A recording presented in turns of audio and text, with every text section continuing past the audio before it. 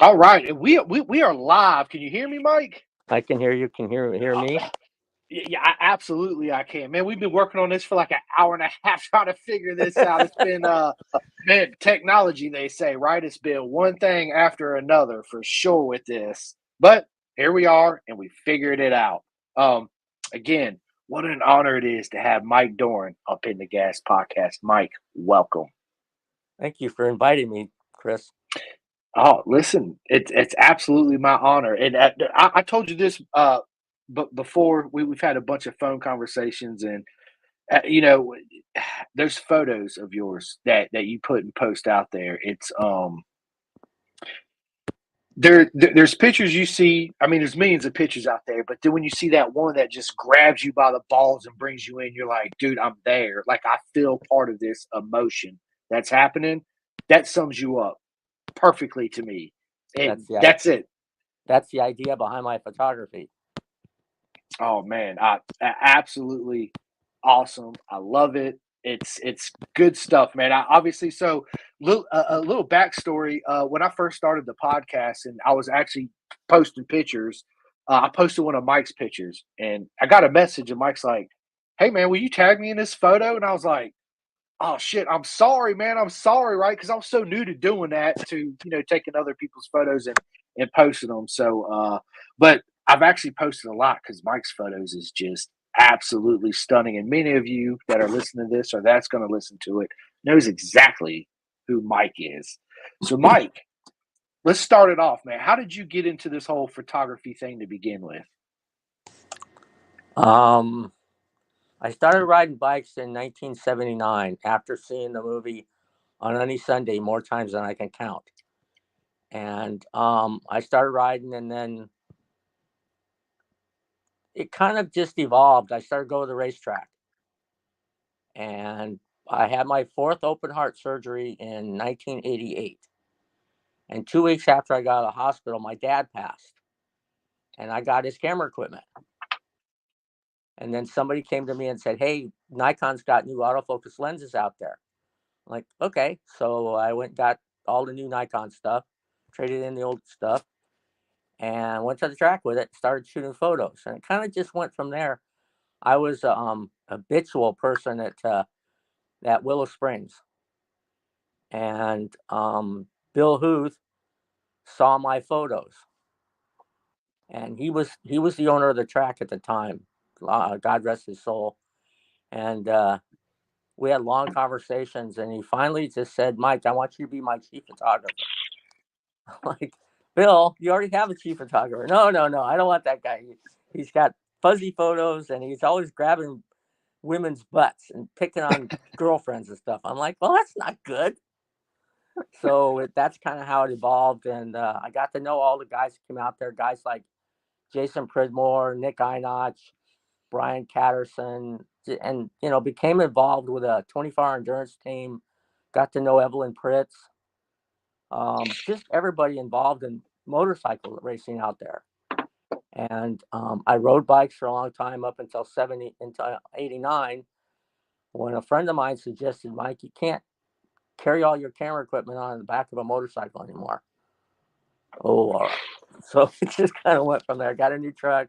I started going to more racetracks. I went to Firebird in Arizona, went to Phoenix International Raceway. Where else did I go? That's Um, awesome because I actually went to Phoenix International Raceway, and I actually raced at Firebird International Raceway. yeah, and Absolutely. Firebird has that long front straightaway, and then or you come up the backside and there's sand on the course.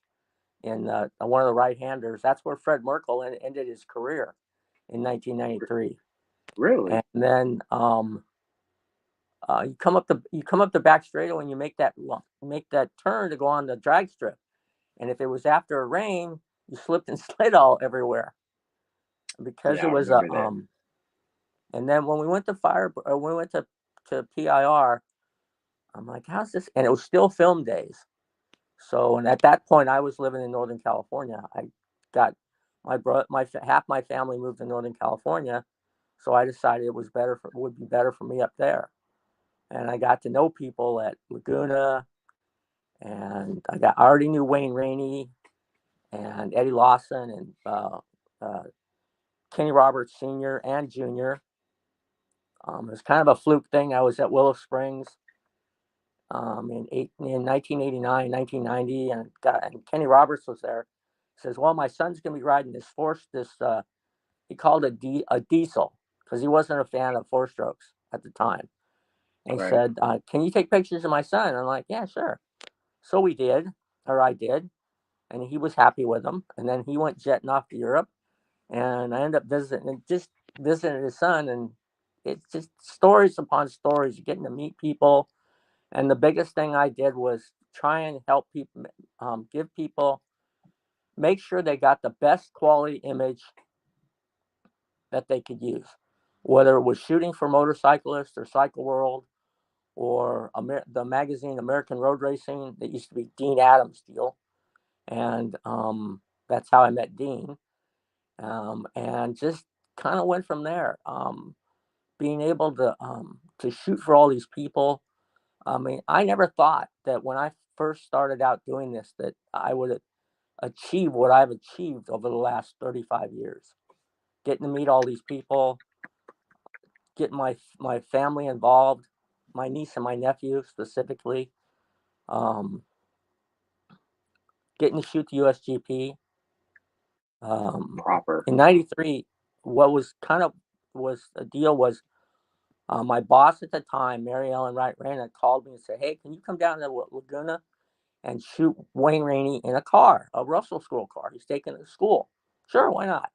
So this is in February, February, and it's raining.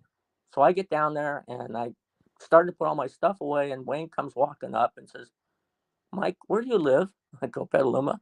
"You mean you drove all the way down here to take pictures of me in a race car?" "Yeah, Mary Ellen asked me to. It's my day off, so I figured why not." And I he said, "Don't go away." So he went into at the time, the Grand Prix had a portable trailer in the paddock. And he waved me. I was finished loading my truck, and he waved me over to the portable classroom, or whatever you want to call it, office. And I went in there, and he had me sit down. And Bob Barnard, who was the general manager of the USGP in '93, asked me, "Mike, where do you live?" I thought I answered this question.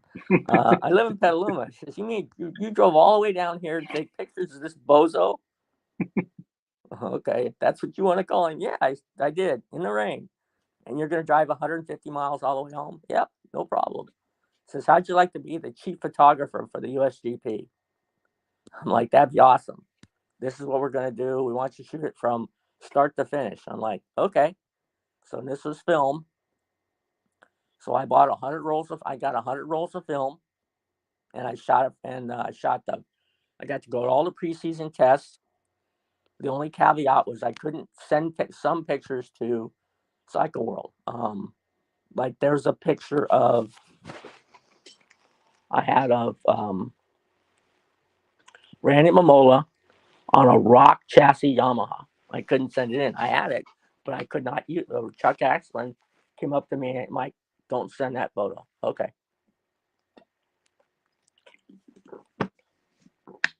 Then there was, and then we get there. Start of the week, the bikes are showing up at San Francisco Airport. So I'm up there with a buddy of mine who's the current chief photographer at WeatherTech Raceway Laguna Seca, Tim Hill. And we get there, and we were told we could go out on the ramp and photograph the bikes being offloaded the FedEx jets. So I get out there and I hear this, "Sir, sir," and I'm like, "Uh-oh." I turn around and there's a guy pointing a 9mm pistol at my head. And I'm like, "What?" So, "You can't be out here." "What do you mean I can't be out here? I have authorization." "No, you can't. We need to go in the office and talk about this. Can you put that thing down, please?" I'd be like me pointing my camera to you. And so we walk in, and my buddy Tim went around the other side of the plane and shot him unloading bikes on the other side of the plane. So we still got the shot, but I'm the one who got a gun pointed at me. Anyway, so it just That's kind of went from crazy. there. Huh? I said, "That's crazy, man, showing up, gun pointed Yep, at you. What are you doing here?" You're like, "I got authorization." They're like, "Oh, hell no, you don't. Come with me." You're like, Okay, exactly. right?" And then Wayne got hurt, Yeah, and that was just, it was horrible. And but yeah. the outpouring of love from the whole paddock, every racer that was there, down to the crew chief, the mechanics, everybody. The outpouring of love for Wayne was unbelievable. And the following year, um, they were promoting the racetrack. Mary Ellen Wright Reno was a PR, and Kenny were promoting the track, and they had a track day, or they had a day for the press and stuff. And Toyota donated a uh, hand control um, twin turbo Celica Supra for the use of Wayne. And Mary Ellen tells, "You should go for a ride with Wayne." I'm like, okay. And there's a kid, hold on, coffee makes me dry. No, you're good, bro. You are good. Anyway, so we get in the car, and there's an intern in the back seat, and Mary Ellen sticks her head and says, "Scare him." I'm like, oh, sure. Oh So shit. we're flying up through the corkscrew, and Wayne looks at me and says, "Mike, I don't have any brakes." I'm like, quit yanking my chain. I don't. Okay. So we get down to the bottom, get into the pits, and I hop out of the car, and sure enough, the rotors are glowing. And the kid in the back seat, just look on his face like you look at it and go, sheer fright. But it's been an amazing run. Um, One of the coolest things that ever happened to me is I got a call from Ann Bixler, who was the um, track manager at the time, about 5 years ago. And she calls me and says, "Hey, that photo you just posted of Wayne, where was that from?" I go to front straight at Laguna. "Well, when did you take it?" I said, "Well, we got to remember this is film." So it was on the last day of the test, and I kind of knew I had the shot. It's up going up the front straight. He says, "Well, that's the one Wayne wants to use in the on the, the graphic on the front of the track." Really? Whoa, So yeah, so that graphic that's sitting out there as you come in the front end of the track, that's my shot. Talk about a legacy. bro. Absolutely legend. My dude, you're an absolute legend. Absolute legend. Matter of fact, I got two I wish. comments already, right? My buddy Chris Yeah. Lewis, big shout out to Chris Lewis. He's just watching from the UK right now live. So, Chris Lewis, what is going on? He says, "Hey, the joys of technology," because he's been waiting for us to go live. And Chris, absolutely. There you go, Bubba. That's for you, baby. That's absolutely for you. And then, of course, my man Ryan Rawls. Ryan Rawls says, "Mike Duran, one of the best photographers in the business. The stuff he has shot over the years with so many legends is top notch stuff. Much respect to this great guy. Absolutely. Thank you. Absolutely amazing. Dude, everybody loves, dude, everybody I've talked to, and they absolutely love your work. And that's because it's magical. I told you this before. It's the best photographers I've ever seen. Every time I see those photos, so everybody, Mike sent me 20 pictures, and I'm going through my phone, and I catch myself, I'm staring at each picture for at least 5 minutes. That's how captivating it was. Like, when you pull up a picture, like, oh, that's badass. But I was just physically like, this is like, it's like it brought me into the moment, right? Like I was physically there, either shooting the picture or I felt the adrenaline or the wind or the sound of the bike, the just everything about it is absolutely proper. So, on top of that, you also do a lot of photos for car racing too, as well. Yeah, I've shot a Rolex reunion every year for the last 20 years at Laguna. I've shot vintage races at Sonoma. I shot the Velocity Invitational last year at Sonoma. Previously, it was at Laguna, and then I shot the initial one back in 2019. You've never seen so much hardware. GT40s, 917 Porsches. Excuse me. No, you're good. Ferraris and Lambos. That's nothing It's compared to a or oh yeah, I know. and the movie. That was a good movie, but there's some factual things wrong with it. I have a friend who was there in 1963 and 1964, Dave Friedman. He's 85 years old now, but if you've ever been to Miller Motorsports Park, or what it's known No, now I as, haven't. you walk into the lunchroom and you look off to your left. There's a 40-foot photo of a shot from the front straightaway at Le Mans, and that's his shot. So there are photos out there. There are photographers out there, some of the best in the world. Guys like Brian J. Nelson. Let's see. Just people I've known throughout my career. Damn it. Brian J. is very prolific. He's at every Moto America race. He shoots 10,000 frames per weekend. I can't do that. That's way too much. What I look at is I'll shoot a lot, but I'll look for the quality of it, the image I need. I don't need that many images. I probably have over 1.5 million images on file.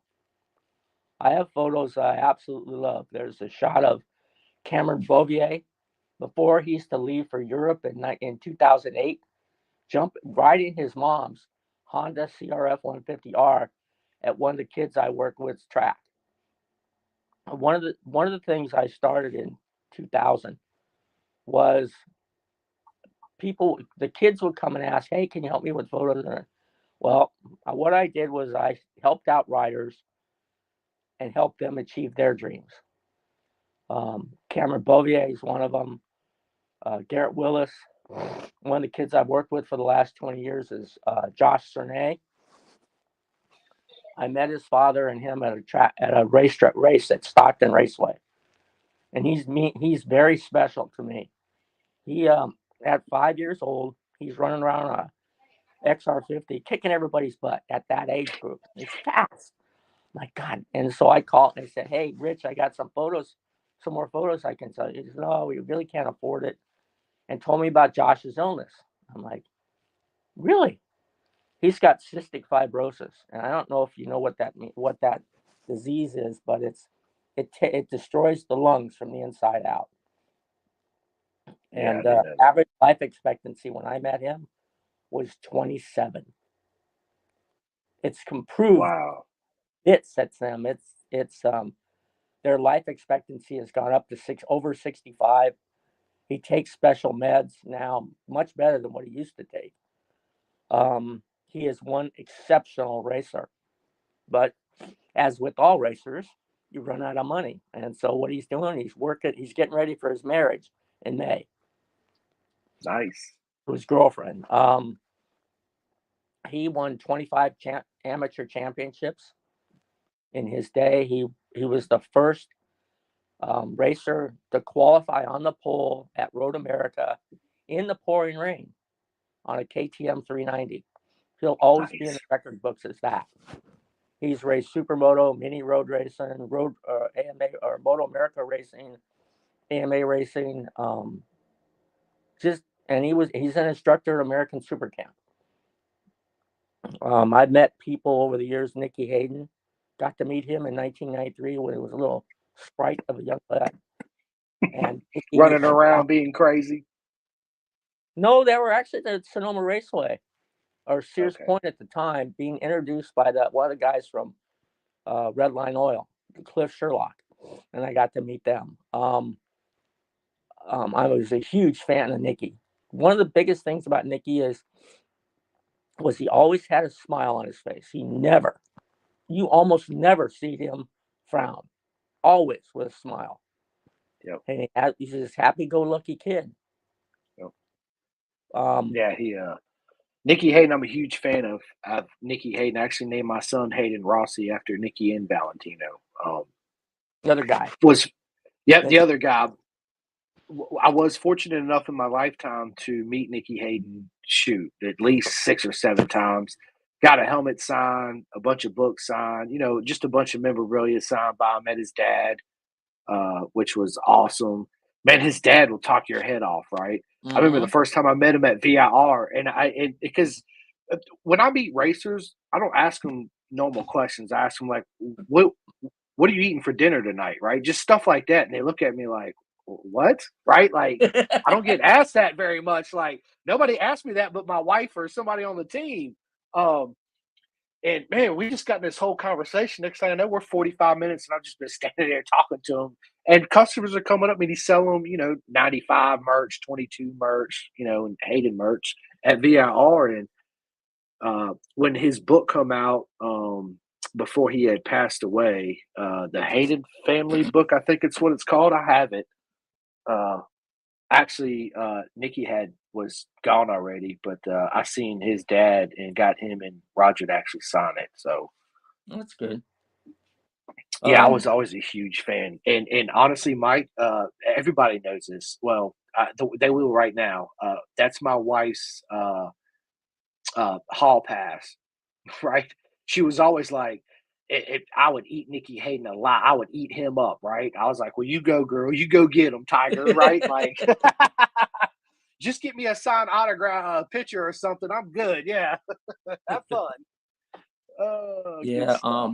One of the when I started shooting GPs and when they came back to Laguna in 2004, actually 2005, but 2004, I was there when they moved the bridge from. I still have pictures of them moving the bridge from the top, almost the top of the court or the bottom of down there, turn 9. They moved it up the hill for the to take one of the impediments out of the track because the GP riders felt it was too close to the track, so they moved it up the hill. Took a good shot away too, but that's what it was. The bump in turn 7 or the bump at the over the corkscrew, they took that out too because the GP guys complained because you'd hit the bump and the rear end would come off the ground on the brakes. Yeah. Um, One of the things about shooting road racing, whether it's Laguna, Willow Springs, Sonoma, pick your spot and then pit and go out for practice. Don't take your camera out there, but don't just watch the riders as they go through the corners. Watch how they enter the corner. Watch how they exit the corner.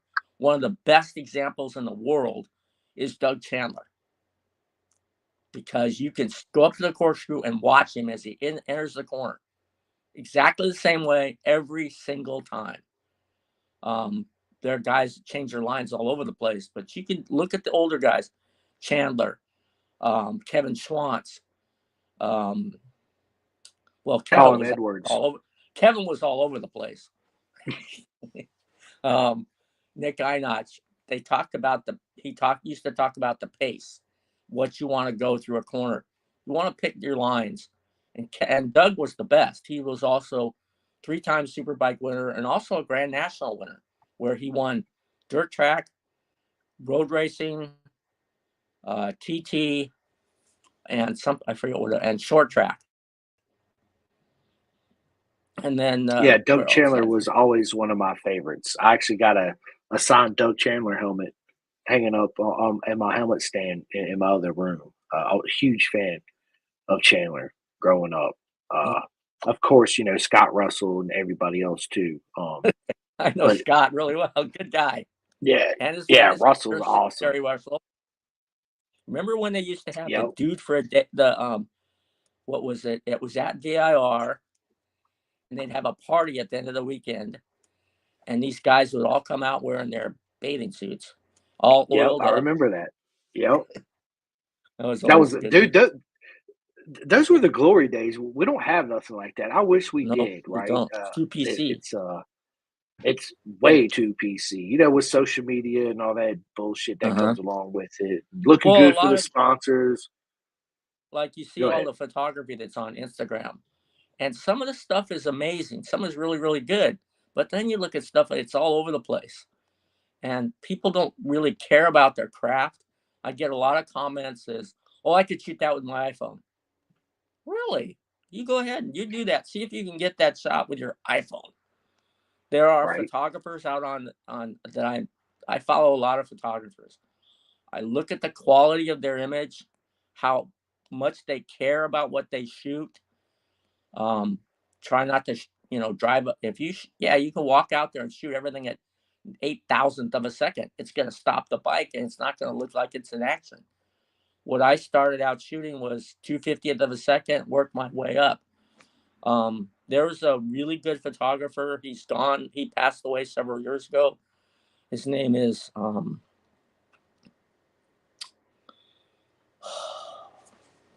no, I've forgotten. Sucks to It's get old. okay. Yeah, Um, it does. he lived in Texas for a while. He passed away when he was in Texas, but he'd always give me crap, and we talk about what photos we shot.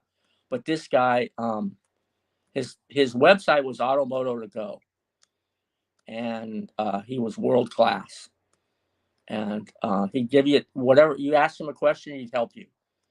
But he shot a lot of AMA stuff, Moto America AMA stuff.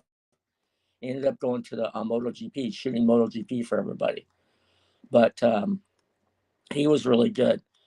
You asked Brian Nelson a question. He's more than willing to help you, especially the new guys. If the new guys would ask more things, come talk to us.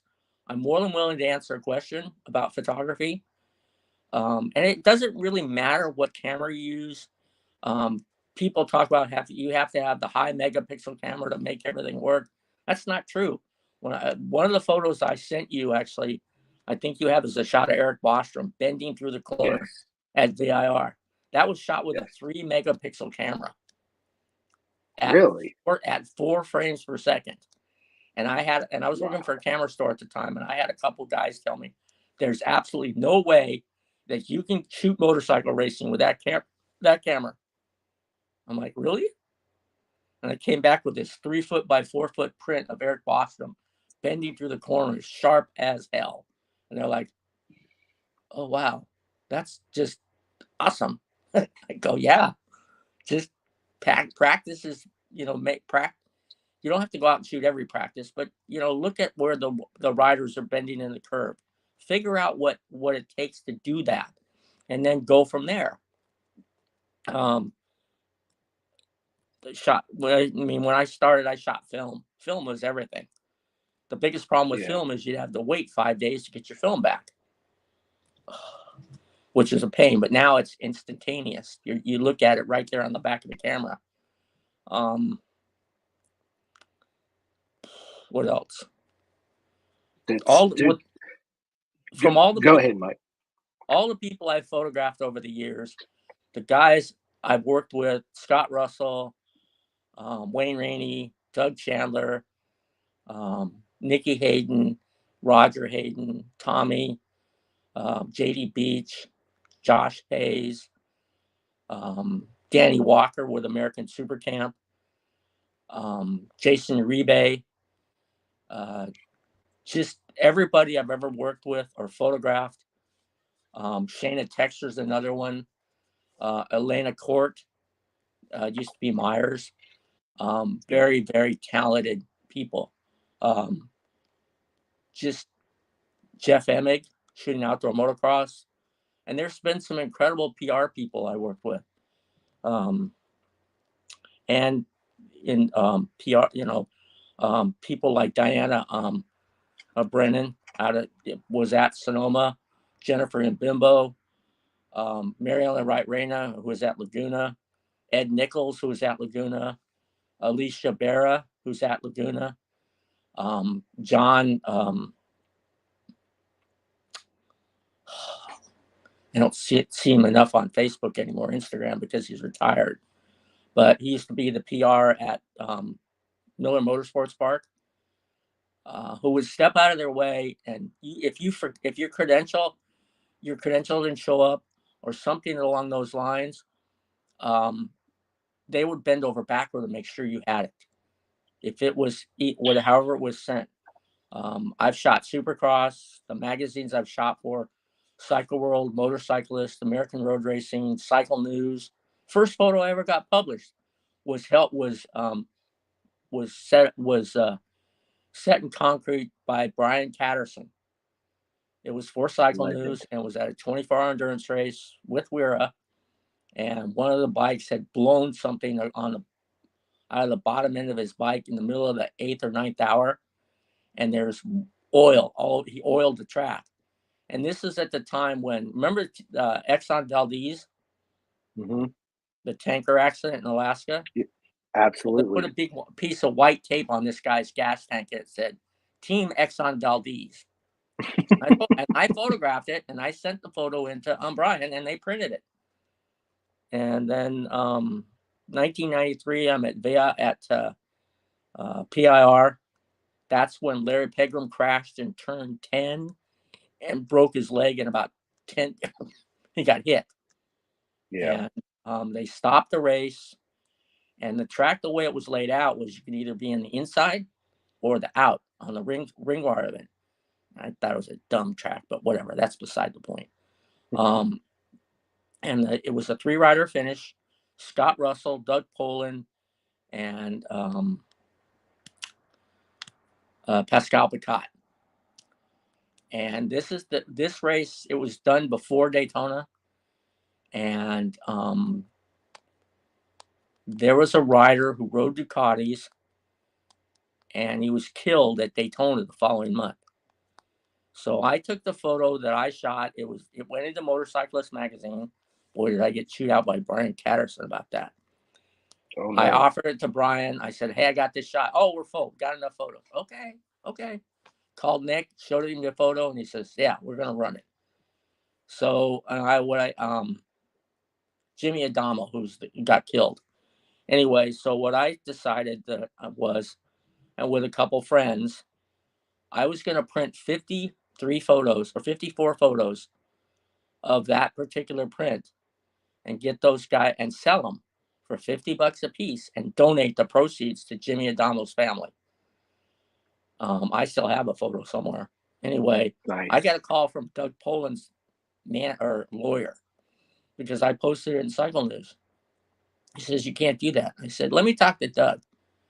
And I told him what I was doing, and he says, I told him, the lawyer, what I was doing. And the lawyer says, well, here's Doug. And Doug's like, you're going to do this for the family? Yes. So says, I'll sign anything. That's a good thing. I go, well, something that needs to be done for the family. So I did it, and it went. I sold every one of them, and gave each of them a signed photo. They all three, and it was the closest 3-rider finish in AMA history at that time. So it's just little things photographers get back, or at least the ones who are conscientious of what's going on. They're involved in the sport. I have people ask me, how come you can make more money shooting cars? Yeah, but they're boring compared to motorcycles. Whether it's flat track, and the other part of it is being in the right place at the right time. Right. The dirt track shot of all those riders on the front straight getting ready for the start at San Jose Mile. Every one of them's a legend. Chris Carr, every one of them. It's in the 50th Alpine Stars 50th anniversary book. Being in the right place when Nicky Hayden popped that wheelie coming out of turn 3 and gave me the peace sign. Yes. I nailed that shot. I was standing there with huge lens, and I shot it, and everybody's like, wow. Or the photo, I have a friend of mine, Michael Hannes. We're on the back roads of Santa Rosa, and he's riding a Honda CR500 2-stroke, street legal, and he pops it up, and I get the shot. And it was supposed to be for a magazine article, which never got published, but that's okay. I still have the photo. I still got it, dude. That going back real quick, Mike. That photo you just mentioned, Nicky Hayden, one wheel, left hand off the bar, peace sign to you. Listen, that is a legendary photo. Absolutely legendary. I know. A matter of fact, I have it somewhere hanging in my room. To be honest with you, amongst a billion posters I have. But yes, it's I never forget when I seen that shot. I was like, it's just again, Mike, it's something about those photos you see, it just grabs you and you're like, Mhm. so how did you feel in that moment, Mike, when you knew you had that shot? I looked on the back of the camera and go, "Oh, I got it." Well, actually, I wasn't. I was waiting for everybody else to come through because that was really central for all GP bikes Yeah. because they could snap it up out of their turn. The other problem with that turn is it's a flat corner, and if you don't hit it just right, you end up on your noodle. Yeah. Wayne told me that.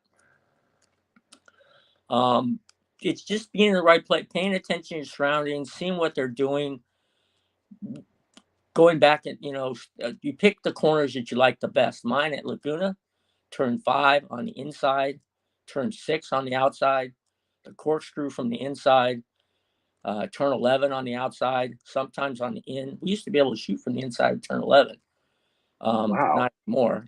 It's according to because they changed it up. It's too dangerous now. The bottom of turn 2, the outside of turn 1, up on over by the bathrooms along the fence Absolutely. there. Um, turn 3 on the outside. Occasionally, you get some. I got some pretty cool shots from the inside. I got a shot of John not Kaczynski, but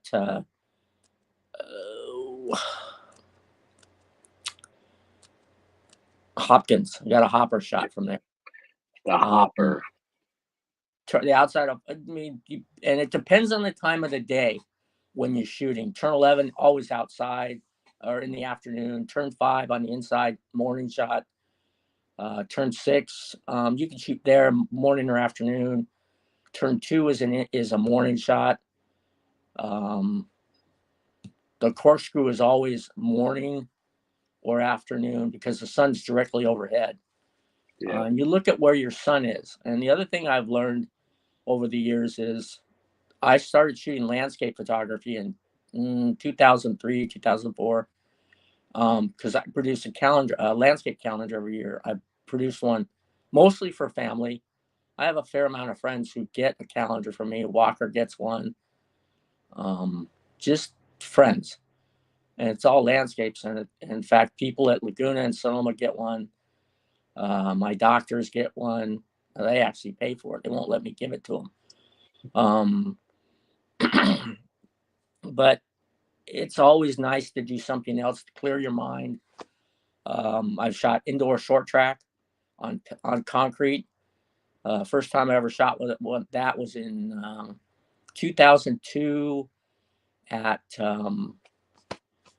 in San Francisco at the Cow Palace. That was fun, and it was on the same weekend as an AMA Superbike race at Sonoma. Um, I've shot Supercross at Anaheim. I shot that for 15 years, always at Anaheim, and then I shot one at San Jose at the college there, and I shot one at 18. It's not AT&T Park anymore. It's something else now, where the Giants play. Yeah. I shot outdoor motocross at Glen Helen, Washougal, Hangtown. Shot the Sacramento Mile for 11 or 12 years. There was a perpetual figure in the 2000s, early 2000s. He passed quite a while ago. Big Bill Spencer. He knew everybody. He was a writer, photographer for Cycle News. We met at an event at Laguna. He said, "Mike, come up to Sacramento. I'll make sure you get in." Just walks up. This is Mike Dorn, my photographer. San Jose Mile, all the different places that I could drive to, and I'd get a way in, and just little things, and you just pay attention to your surroundings, and you give someone a photograph. My biggest thing over the years is take care of the kids. There are kids out there, they can't afford to pay for photos. But if you help them out, you know, give them a photo. It makes them happy. They're at the track, they got a photo from someone, and you can't always get a free photo. You have to pay for them once in a while. there's some very talented photographers out there making a living do this week in and week out. I never started. I never started to do this full time, and just kind of started. It just went from there. It was a passion. I've loved every minute of it. I went from shooting Nikon to Canon, and now I'm shooting Olympus mirrorless. And you don't. It's not the camera; it's the eye behind the camera, the passion that you put into it. Um, you know. Absolutely. It's your photos. It's hard to express it and put in words. It's like poetry. Every time you see it, it's one of the most beautiful things you've Mm-hmm. ever seen. Um, Let me ask you this, Mike. For those that don't know, and I'm interested too. Like, what does a typical weekend consist of for you as a professional photographer showing up to an AMA or MotoGP event, right? Because I see them, and you see them with these cameras and these lenses and their backpacks and all this stuff. To me, I'm like, man, them guys are troopers because they're out there all day long, Mm-hmm. right? So run us through what it actually takes and what do you carry with you? Well, it actually starts earlier in the week. You figure out, you lay out your gear, what you're going to take, what you're not, what you're going to wear for clothes. You always check the weather, make sure it's going to be dry, not too windy. Laguna is really good for that. Typically Laguna for MotoGP in '93, I show up. A friend of mine and I worked together, but he always brought his motorhome out. So we stayed in the motorhome in Scramp Camp, which is down the hill, and we brought. I'd bring a scooter or a dirt bike out so I could get around. Tell you a little story about that. I was shooting the IndyCar finale or Champ Car finale at Laguna in 1998, film still, and I walked everywhere or got a ride, and the media center was on the top of the hill, so we'd walk from the paddock to the top of the hill. Anyway, so I'm down in turn 11, turn 10, or turn 11, coming from turn 11, walk up the hill. I got fanny pack system on, backpack with the cameras, and then I'm carrying 2 camera bodies and a couple big lenses. And I get up there and I get to the media center. My boss, Mary Ellen Wright says, Mike, you need to sit down. Every PR person that I've ever worked with or worked for or gone to a racetrack knew that I had a heart condition and I had certain things. If they see something, they need to sit me down and make me take all my stuff off. So she had me sit down. I gotta go shoot the winter circle. No, no, no, no, no. And she told somebody, make sure he stays there. So I grabbed the bottle of water, took all my stuff off. And 4 months later, I get a call. Mike, I need some images from the Champ Car winter circle. I go, well, there's a small problem with that. I don't have any. What do you mean you don't have any? You were here. Well, do you remember when I came up to the media center and you told me I had to sit down and take all my stuff off? Oh, yeah, I kind of do. Well, that's because I don't have any photos. Why I don't have any photos? I fixed that problem. I have a scooter now. She says, oh, okay, good. Anyway, for a race weekend, usually show up, get all your stuff geared up, get there a day early, get there on Thursday so you can wander around the pits and see who's there. Make it more an AMA race as opposed to MotoGP. MotoGP has its own craziness that goes along with it. So you show up, got your credentials. I had a hard card at Laguna, so I could show my hard card and go in a park where I needed to park. And then unload the scooter, or actually, yeah, the scooter. It was a dirt bike at the time, and be able to ride into the paddock and park, and get my. I have at the time I had a Canon. Let's see, let's go 2003. So I had a Canon 1D, 2 Canon 1D Mark IIs, which were $6,000 per body. I had a 300-2.8. I had a 300-2.8, $7,500 for a lens. I had, let's see, 24-105, 1,100. So I figure I had At one point, I had $70,000 worth of gear. I don't have that much Wow. anymore. But, and then you brought your laptop. You set your laptop up in the media center, and you went down to the paddock and you started talking to people, find out what's going on. And everybody's different. There are guys who use Nikon, there are guys who use Canon, now there are guys who use Sony. But the prevalent camera for most race weekends, you'll find Canon or Nikon. I'm kind of in 2019. I switched from Canon to Olympus mirrorless on a suggestion from a friend. It cut the weight of what I was carrying in half. Guys like Brian Nelson, who carries an 800 millimeter lens, two bodies, all lenses affixed, and a fanny pack system and a backpack. That's 60 pounds of gear that he carries all over the place. I was carrying on average 40 pounds of gear.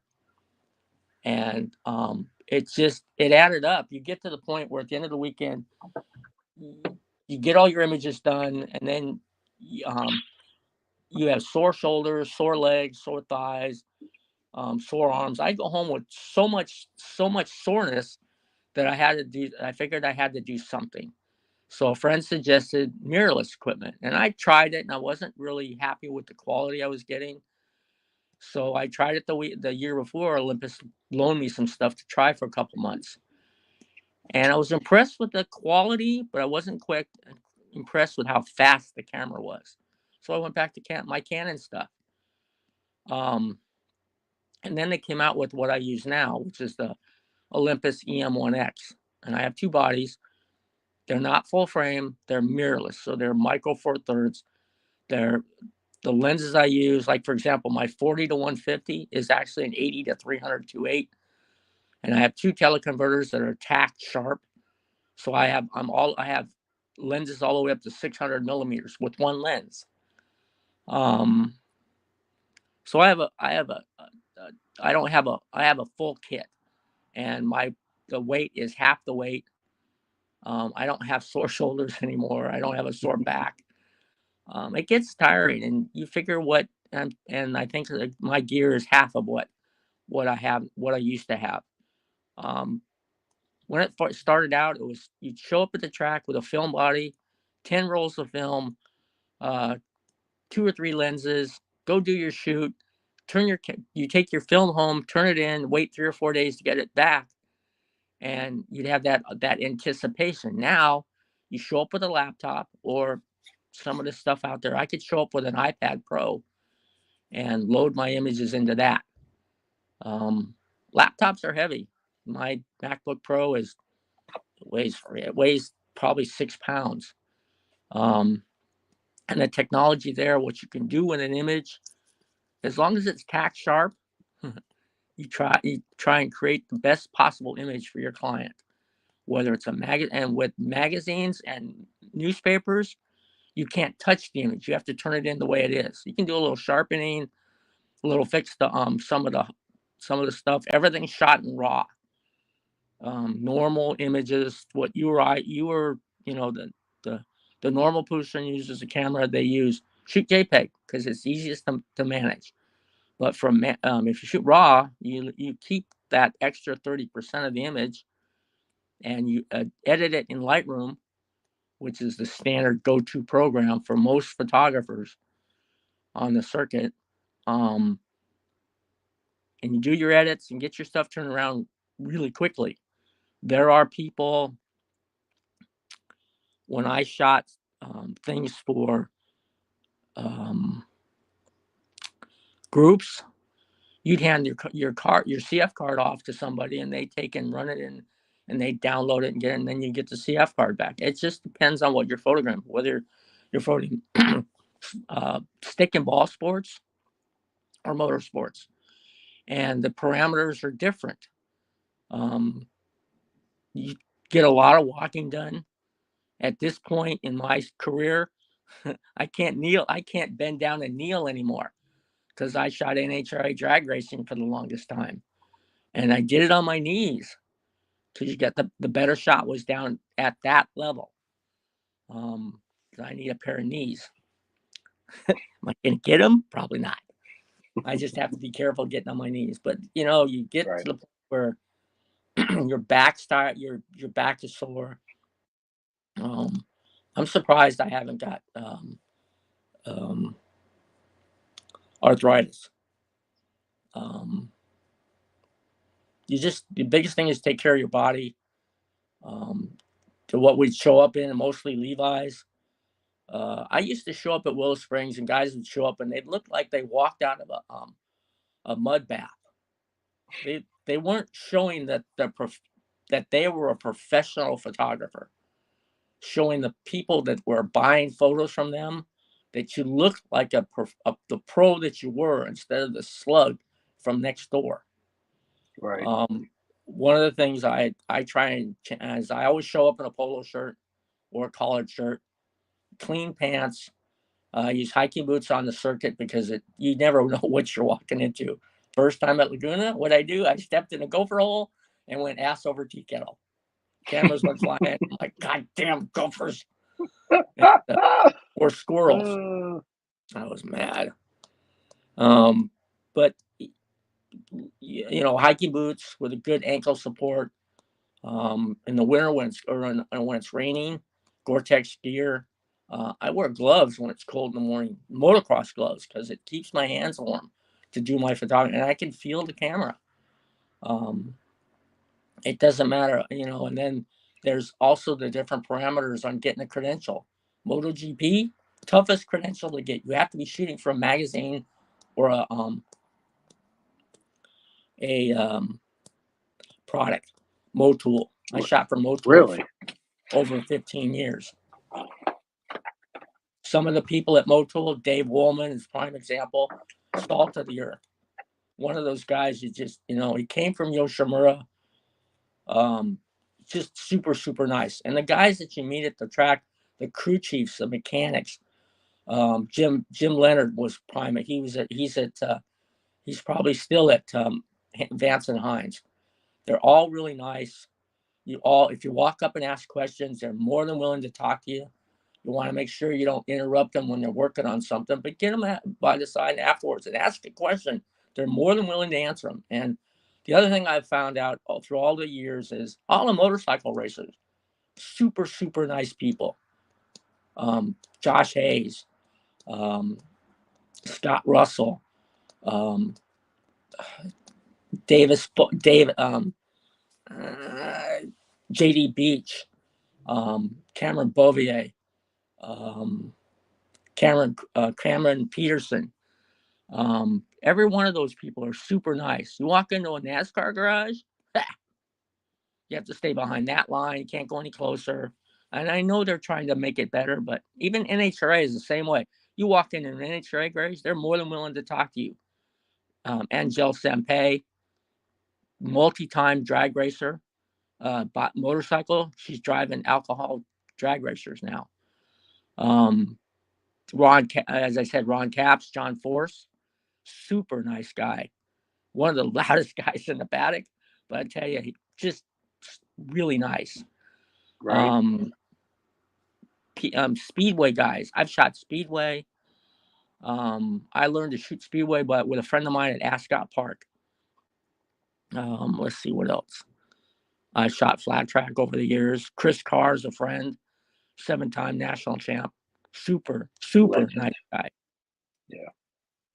So yeah, I mean, it's as long as the biggest thing is be humble. Walk up and introduce yourself, or they'll recognize you. Hey, you're that guy that's always at the races, and if there's something you can do to help out, help out. You don't have to shoot photos every single time you're out there. And look, and if you can help your fellow photographer, do it. Bring an extra bottle of water with you. It's always nice to have an extra bottle of water out there. Your buddy might have forgotten to get water. Grab an extra bottle. Yeah, me personally, I take a Camelback. I learned real quick. I got tired of spending $80 on bottles of waters at the racetrack because I drink a lot Mm-hmm. of water, right? So I buy me a Camelback, so I fill that sucker up plumb full to the top, right? And got a cooler in the car. Walk back to the car, fill it back up with ice and water, and yeah, it is. You're right. And usually what I do is I'll stick a couple bottles in my Camelback in case somebody's exactly what you said. You have to track, even if I don't know them. You tell when people are like down of thirst, like, "Hey man, I got an extra Hmm. bottle of water. Here you go." Right? Um, yeah, it's the honorable thing to do for your Hmm. fellow people, right? Because that's what I call everybody, my peoples, right? We're all for the same love, same passion, Yep. same sport. It's absolutely amazing, man. So I was in Laguna Seca in 2005, right? My only time being there, I had to go. First time MotoGP come back to the states. Spent a buttload of money getting there from Virginia, right? Yep. But man, it was magical. Actually, so there was as you're walking up through the trails, you see I never forget how excited I was when I seen Corkscrew View this way. I was like, yes, let's go. I made it right. But to me, my favorite turn on that racetrack is turn one. Turn one to me at Laguna Seca is just Oh, the top of turn one. Yeah, they come up from the bridge. absolutely The yes. the bridge used to have a speedometer or a speed gun up there. It would tell you how fast they were coming up under the bridge, how fast they were going. I don't think it's That's once they replace the bridge. The bridge has been replaced and all new pavement, which I think is finally it was overdue last year. Wasn't as bad yeah, as Sonoma. Sonoma's been completely repaved. So and they're going back to Mid Ohio. That ought to be interesting. yeah, yeah. I know, Um, I wish they'd go back to VIR. dude. We had this conversation. Me too. Absolutely. It was awesome. Pisses I me mean, off they don't. I the loved it. places I got to go after the racetrack was I've been to the Air and Space Museum at Dulles. I've been to Kitty Yep, Hawk. yep. Um, just I've been to Appomattox. I got home from the first race I went to 2001 from VIR, and I got home and went back to work. I was working for a camera store at the time, and everybody's like, "Where'd you go?" "Oh, I went to a race." "Oh, what'd you do afterwards?" "Oh, we went to Appomattox." And all these young kids were in high school or just out of high school, like looked at me like, "What's that?" I go, "I see you didn't take any history in high school." So yeah, I mean, for the photographers are out there, the people are listening. You can go through my photographs on my Instagram page, or actually they're all over the place. But my Smug Mug account, and there's lots and lots and lots of photographs up there from everything you can think of, IndyCar to motorcycle racing to there's even speedway, um, flat track, kids racing, motocross, just all kinds of stuff. Um, and the other thing is, if you're at a racetrack somewhere and you want to practice, go to one of the track days. Not, I mean, go to one of the kids' track like Stockton or, or Prairie City, where they're riding dirt bikes up there, and get some, or your local racetrack. Go out there and photograph the kids. You'll learn so much during that, and then you can take what you've shot there. You go to a race and apply it to what and learn your craft is my biggest thing. Learn your craft because Yeah, it'll pay you back in so many ways. Getting back to Josh, kind of went away from that. His dad introduced him to the next day, and I introduced myself to Josh. And at 5 years old, he looks up at me and says, "You have something wrong with you." And I looked at his dad. He says, "I didn't tell him." And I said, "Yeah, Josh, I have 2 holes in my heart, no right ventricle. I was born like that." I said, "You have something wrong with you, huh?" He says, "Yeah, I have cystic fibrosis, lung disease." I'm like, hmm. And I said, "What do you want to achieve out of your dream? What do you want to achieve?" I want to be world champion. I'm like, "Okay, let's see if we can help you. Let's see if I can help you get there. But you have to do one thing for me." He says, "What?" "Stop giving your parents crap about doing your meds and your breathing treatments." for the pretty much the whole time we hung out together. He did everything right. But we went and did all kinds of things. Went to races. He got to race on the KTM 50 Cup at the Supercross finale in Las Vegas. Nice. Yeah, on a 50. On a 50. That's awesome. Yeah, he got to. He's raced all over the country with Moto America. Driven all over the country. I've done that a few times. I've driven from Southern California to Road Atlanta. First time I went to Road Atlanta for the GNFs. Got to meet Fritz Kling. Got a ride in a crash truck. Evelyn Pritz, who was she ran the whole thing, and I'd never been to Road Atlanta. She said, "You probably need a tour of the racetrack." I'm like, okay. So they put me in the crash truck, and we're going down out of turn 7. We're doing over 100 miles an hour in the crash truck, and they were running Formula USA practice. This is 1989, and I get somebody reaches through the window and taps me on my elbow. I look over, it's Kurt Hall on the big monster Yamaha, and just cool as you please, reach over, touches me on the elbow, and keeps going by. I'm like, Jesus. And I look at the driver, how fast we're doing? Oh, we're doing 110. Holy crap. What? No shit. Yeah. And Holy then, shit. yeah. And then I went back. I went the next 3 years to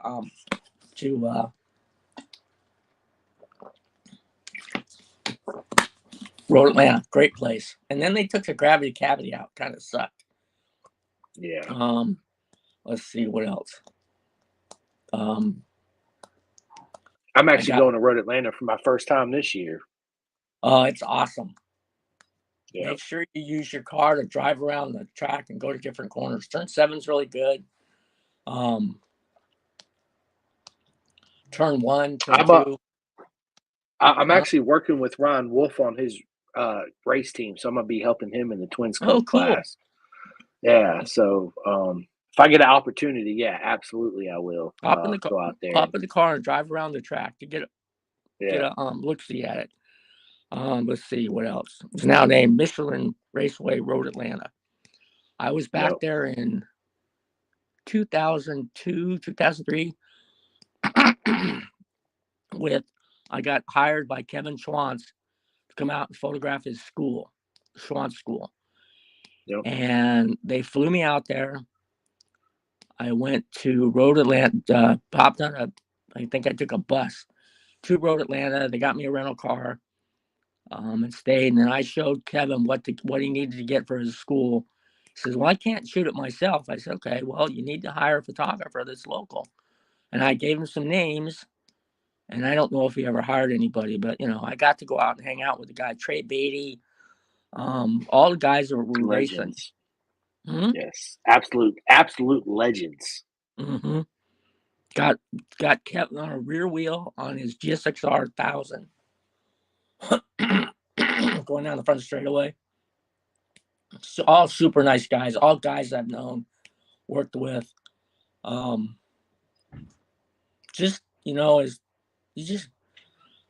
don't know. I truly appreciate what I've been able to do.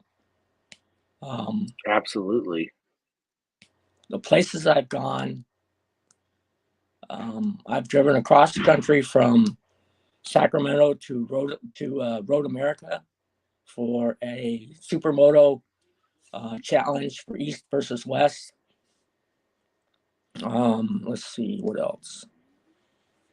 And Scott Russell showed up, and Doug Chandler was there, and all kinds of people. It was a great weekend.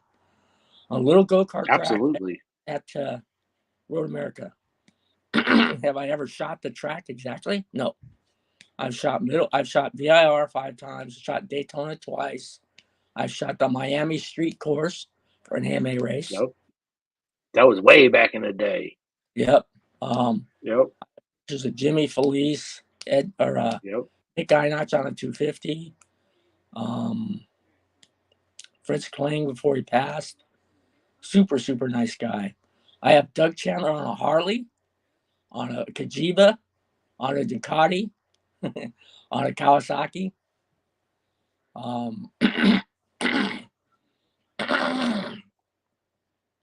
He's an absolute legend. Who? Doug Chandler. Yeah. Yes. Scott Russell too. Yeah, absolutely. I have Scott Russell on a supermoto bike here. I have pictures of Mike Metzger. Oh, I shot the X Games too. That photo I posted on awesome. Friday is of Jeremy McGrath. Yep. Which is another legend. Mm-hmm. Eric Bostrom. Man, you've been in presence of so many legends. Yes, the Boston brothers. Ben and Eric are really cool. I met really Ben several times at VIR. Dude, always.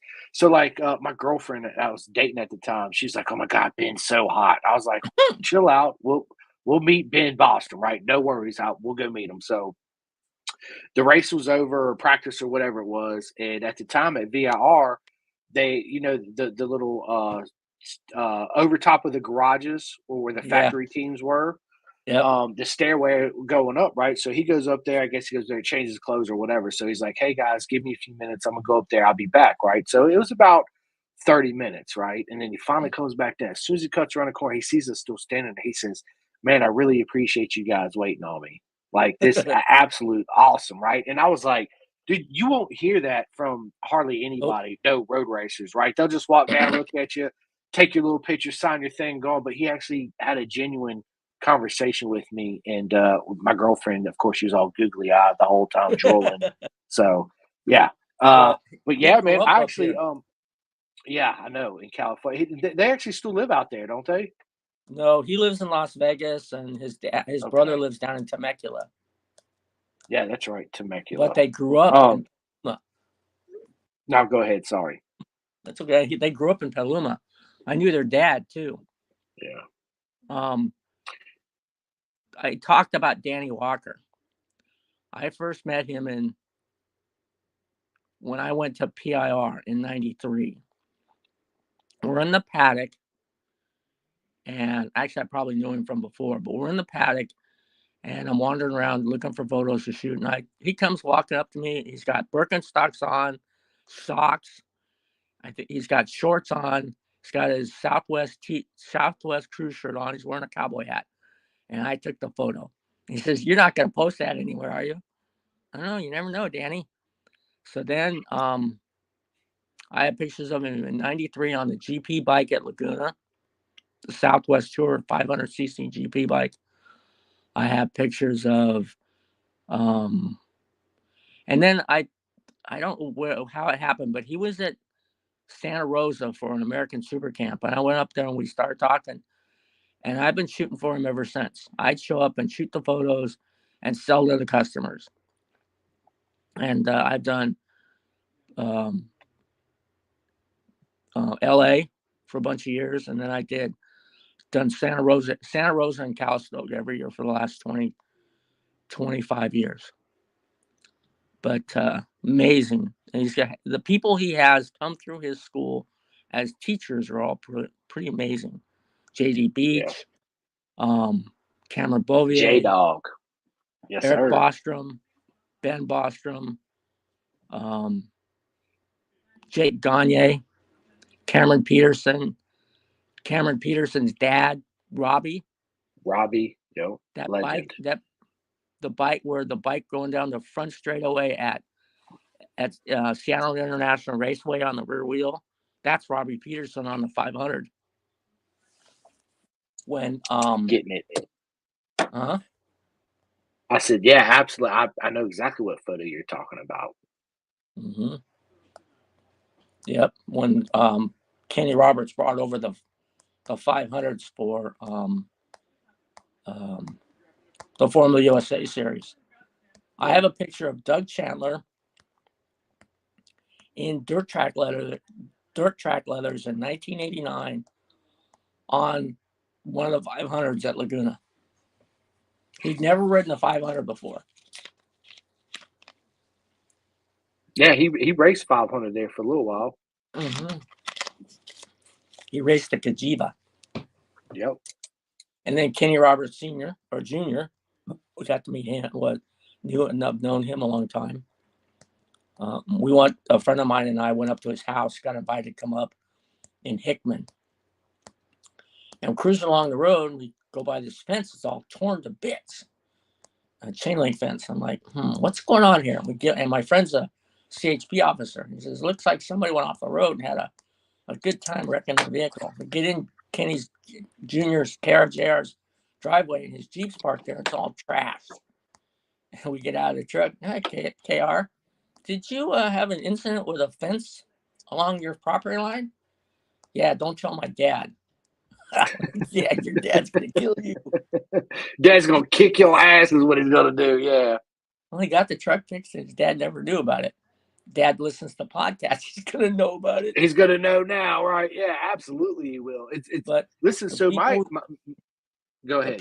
Go ahead. The people we've lost, there are quite a few. Absolutely. The people that come into the sport, the true champions, the kids. The biggest thing is all these racers, all the pros give back. Whether it's a school, whether there's helping young people out, whatever. Do what you can. I mean, I can't give everybody a photo, but if I can help out a little bit, give some photos to help them raise some money for a charity, no problem. Yep. Absolutely. Yeah. Go ahead. Sorry, Mike. Go ahead. Go ahead. I was gonna say my story real quick with being where photographers where you guys shoot, right? Because I go to GP every year in Texas. So one of my friends, she's a female, she's in with I'm not gonna name names, but anyway, so she comes up to me, I'm sitting there and she's like, hey, you want to take a van ride with me and actually go on the inside of the track? And I was like, fuck yeah, I do. Right. So we go on the inside of the track where they drop off the photographers, the corner marshals are working during a Moto 3 qualifying session. So we're in this van doing whatever, 5 miles an hour. And I got my cell phone out going, I can't believe I'm fucking doing this. Like it was, dude, being where you guys are shooting those photographers, you guys got the best seats in the house. Absolutely, hands down, the best seats in the house. Cause I was so taken back. It was just an experience I'll never forget. It was absolutely amazing. Being that close, watching the photographers do their thing. And the guy that was driving the van was telling us, yeah, this and this and blah, blah, blah, and all that. It was really cool. It was a special moment. It was something that very few of us fans get to do, right? Mm-hmm. Yeah, it was absolutely magical. Mike, listen, dude, we've been at this for like an hour and 15 minutes almost, man. We're gonna have to we're gonna have to end this here soon because it's 6:50 my time, and I was supposed to be at my mom's house at 6:30, but we made this happen because, dude, everybody, it was a technical issue and it was absolutely very aggravating. But listen, we're gonna get Mike back on here. There's definitely gonna be a part two. But before we get off here, Mike, I got to pick your brain for a couple of minutes on what we talked about earlier, right? So I want to start at books. I mean, you talked about books earlier. I'm a big audio book. I don't read, Mike, because if I read, I fall asleep. But audio books, because I'm a podcaster, all day long. I just got done with Matthew McConaughey, The Green Light, which was an absolutely awesome book. I know that's the next book on my list. Oh, dude, you're gonna absolutely fucking love it. I promise. And then I just got done with Steiner Gunther, the guy that ran the Haas F1 team that obviously got fired. His book's decent. I like it because it's him that's actually doing the audio talking on it, right? Right. And then Hopper, John Hopkins, Leathered, which was the best motorcycle book that I've ever read because he holds nothing back at all. Absolutely nothing back. Talks about the alcohol, the pills, smoking weed, riding MotoGP bikes, all this stuff that nobody else I don't think would come out and admit to, right? Yeah, Did he absolutely come amazing. out and So talk what about book? did he come out and say he's a clean freak? Yeah, he did. Yeah, he's yes, he did. So what book are you reading right now? What am I reading? It's by it's a whole series. Brad Thor. Mm, It's a it's not military. It's guys who go after the Taliban and this, that, and the other thing. And yeah, and there's one guy's a Secret Service agent to a it's just a good series. And I've been reading them for a couple of years now. And then I like technical thrillers. I have a couple photography books. One on she's photographed back in the 30s, and she has this photo called Migrant Mother that was photographed in California in the 1930s, and it's a really good read. I have pictures. I have a couple of Ansel Adams books. I like history. I do too. Just you know, Yeah, I'm big into like the Egyptian uh, pharaohs and the pyramids and Greece and Sparta. Dude, I love that shit. I eat it up. It's absolutely awesome. So music, Mike. What kind of music do you listen to? lots of blues. Dude, yeah. Listen, I love Frank Sinatra. I listen to shit out of Frank Sinatra. It's Well, not blues. It's a jazz. Yeah, Joe Bonamassa, BB King, BB uh, King. lots of old rock and roll. Yep, I listen to Stairway to Heaven by Heart. That's just one awesome song. I it wasn't a is. big Led Zeppelin fan, but listening to her sing the song that way, but lots and lots of blues stuff. My brother's a huge blues fan. Etta James, old school blues. I like really good jazz. Um, Artie Shaw. Let's see who else. Um, he sings, or not sings, but plays um, Bird. Back in that era, I'd have to look at my see on my iTunes, my playlist. I got playlists coming out to Gazoo. Me too. We could talk Absolutely, me too. um, Some Kind of Blue is another album I love. It's nice to when it's in the afternoon and after you get home, you have to edit photos. I listen to jazz. Yeah. Um, I have a couple classical limit songs I like. The 1812 Overture. That's always a favorite. Yeah, it's good stuff, man. Good stuff. So, this is one of my favorite questions because I'm a huge fan of one of them. Star Wars or Star Trek? Neither. Neither. Okay. Nope. Do you like cooking? Because I love to cook. I don't know how to cook. Oh, okay. The one Favorite food? thing, the one thing growing up because of all my time in the hospital, Yeah, I never learned to cook. My brothers can all cook fantastically. Me, no. I not so burn much, water. right? I'm gonna have to use that. I burn water. It's fucking good. So what is your favorite food then? A good steak, Yeah, um, steak's good. pork chops and applesauce. Um, my mom's meatloaf. um, I like my mom's chili and pea soup, homemade pea soup. Um, let's see what else. Breakfast, I like waffles. Um, Sandwiches, tuna fish sandwiches, peanut butter. My favorite, PB and J, the old standby. Nice.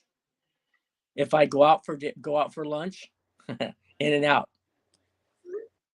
In and out, right? Animal style or non-animal style? No, not animal style.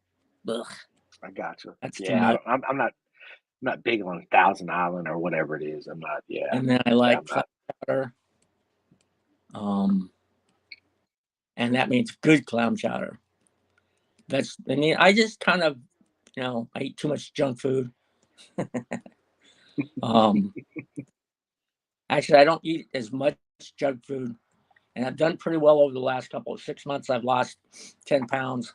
I went from a size 38 to a size 36 Levi, which I'm happy about. Nice. Um, Congratulations. yeah. Am I going to go down anymore? Probably not. Um, Hanging out with my family. I absolutely love my nieces and nephews. Um, my youngest brother, hanging out with him is always fun. Photography, whatever, cars. I have some favorite cars. Um, hmm, what car would I absolutely love to have in my driveway right now? A Ford GT40. Yeah, Um, legend I, of a car.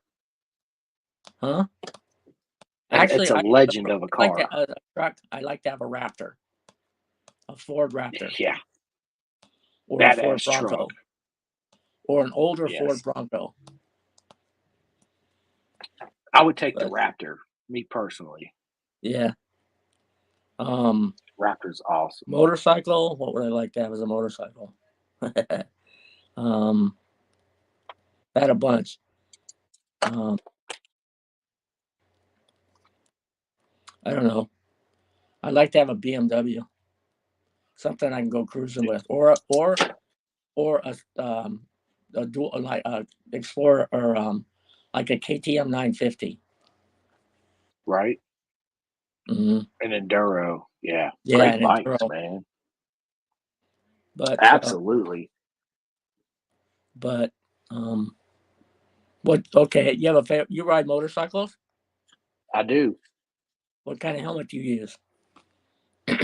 Uh, where do I start? I got a bunch. I got the new HJC Ralpha one, the FM homologated. I got the AGV GP RR, whatever it is, with the water tube coming out of it. I got the Arai Corsair X.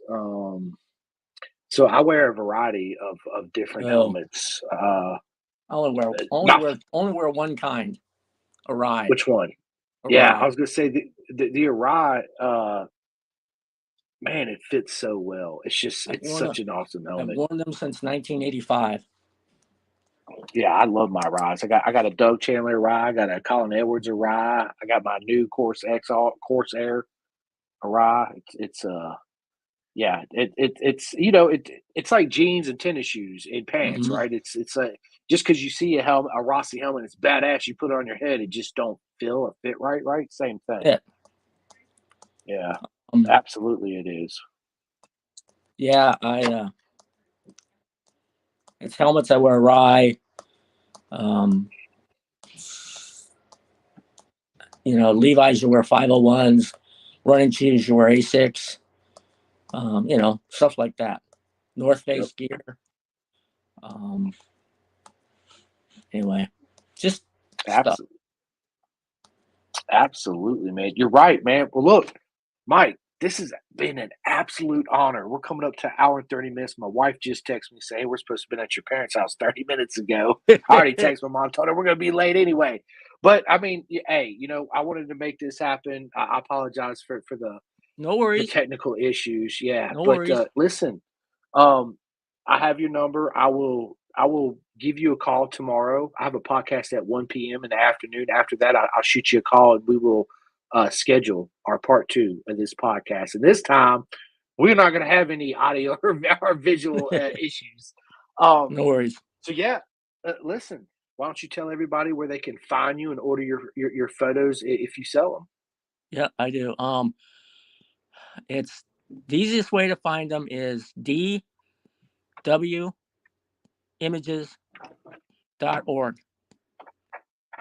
It will pop up as Mike Dorn Photography.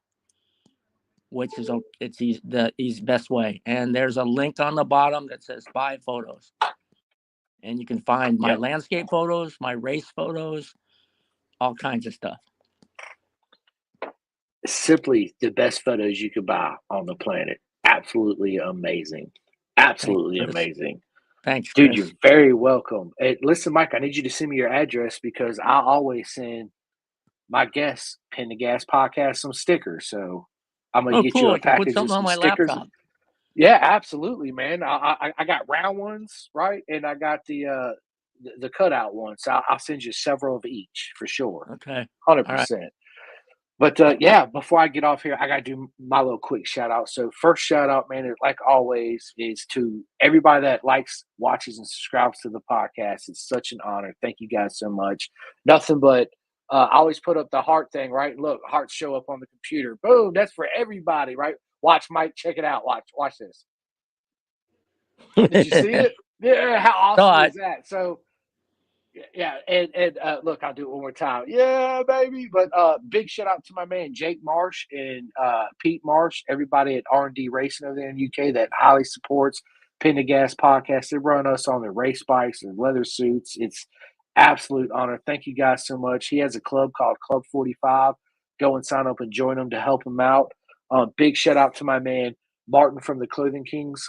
You can go to theclothingkings.co.uk, order all the Pin to Gas merch you guys want, hats, beanies, soft shell jackets, all that good stuff.